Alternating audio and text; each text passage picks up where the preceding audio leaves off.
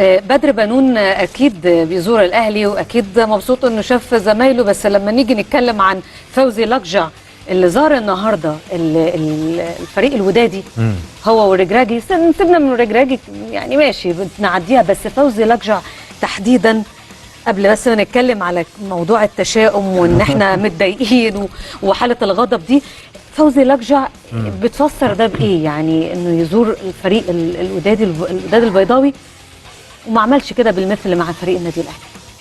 يعني هو طبعا فوزي لقجع رجل مغربي، فهو اكيد بيشوف ان هو بيدعو، ولو يعني طبعا هو اكيد بيفصل ده عن دوت يعني، بس يعني هو كان بيبص لها ازاي او هو حسبها ازاي ان هو طبعا بيزور وبيؤازر الفريق المغربي اللي هو بيمثل بلده يعني. فعلشان كده زار معسكره. ما اعتقدش ان ده هيكون ليه دخل باللي هيحصل في ارض الملعب. ومن المهم ان هو احنا ما نزرعش في عقول اللاعبين او الجمهور اللي حاضر اي حاجه ان هو ايه شماعات جاهزه من دلوقتي. ايوه يا احمد، بس انت بتبني اللي انت شايفه على الشاشه ده دلوقتي، الصور دي بتبني عليها اللي حصل السنه اللي فاتت.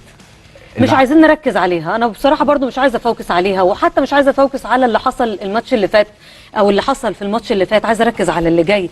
بس ده ما ياثرش على معنويات فريق النادي الاهلي؟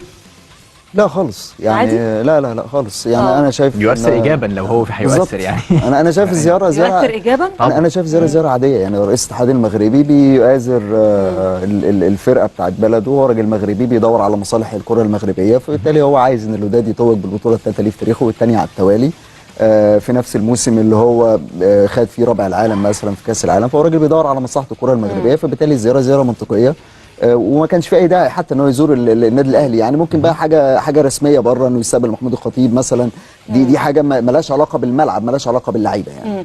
التشاؤم برضو كلمني، ليه كنا متشائمين قوي كده؟ الناس بس سير المباراه الناس حست انه النادي الاهلي ممكن ان هو يخلص المباراه 3 و4، ولكن كان من الصعب جدا في المباراه النهائيه ان انت تخلص الامور سكور، وخاصه نرجع بالتاريخ 2006 الاهلي مع صفاقسي، الترجي 2012 النجم الساحلي، يعني دايما المباريات النهائيه ما بتخلصش سكور، وما بتخلصش كمان بمباراه ذهاب بس يعني. المره الوحيده اللي خلص النهائي فيه كلينيكيا ذهاب بس كان مازيمبي والترجي 5-0 2010.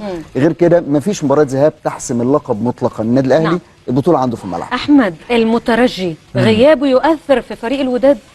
هو طبعا كان السنه اللي فاتت كان هو نجم النهائي وهو اللي اهدى الفوز للوداد، ولكن زي ما انتم كنتوا كاتبين ان هو فوز معنوي او غياب معنوي اكتر منه فني يعني، لانه ما عادش بنفس المستوى اللي هو كان بتاع السنه اللي فاتت. ده ارقام اللي بتقول كده بالظبط طبعا. فانا متفق في دي يعني، ان هو مش هو ده الغياب اللي هو الاهلي يحمد ربنا ان هو مش موجود، فيبقى كده لا احنا فرصنا بقت اكبر.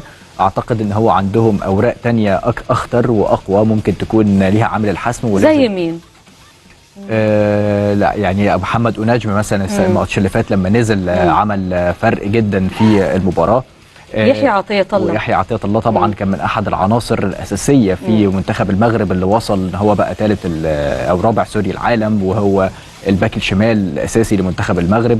فكان برضو الماتش اللي فات عمل مباراه قويه جدا يعني. فاعتقد ان هو الوداد لو هنتكلم كقايمه عامه يعني، لا هي مش بنفس قوه الاهلي اقوى، ولكن هي المشكله دلوقتي ان انت بتلعب قدام عامل معنوي اكتر. الاهلي استاد وجمهور، دي حاجه. وان الاهلي كمان زي ما كنت بتتكلمي عن نغمه التشاؤم من شويه، ان هو ليه الاهلي متشائم، زي برضو ما يحيى كان بيتكلم ان الاهلي خسر مرتين نهائي قبل كده قدام الوداد. النهائي اللي فات لما خسروا الاهلي كان قدام الوداد وعلى الملعب ده. ان الاهلي كان ممكن يكسب في المباراه اللي فاتت سكور، او المباراه بدات تاخد طريق ان هو يتسهل، وكان ممكن يبقى في حاله طرد ما حصلتش، وفجاه بتستقبل هدف في الدقائق الاخيره. دي اللي اثرت عليهم انا حاسه، ده اللي خلى التشاؤم موجود. ولكن ده ما يمنعش ان انت برضو لازم تبقى عارف ان انت كسبت. وفي حاجه كمان دي بقى اللي مخلاني عن نفسي بتوقع ان الاهلي هو اللي ياخد اللقب. ان السنين اللي فاتت كان الاهلي بيلعب الوداد ان انا الاهلي انا اللي هكسب زي ما بكسب كل النهائيات، والوداد بيخش الماتش وهو بيقول انا يا رب اقدر اعمل حاجه قدام عملاق افريقيا. ولكن المره دي الايه اتعكست، ان هو الوداد داخل الماتش وانا هكسب زي المرات اللي فاتت. الاهلي داخل هو اللي عامل الحساب كويس قوي، ده ممكن يهدي الفوز للاهلي. كام بسرعه جدا؟ 1-1 محمد. 1-1 اشوفكم بكره في الكلاسيكو الساعه 11.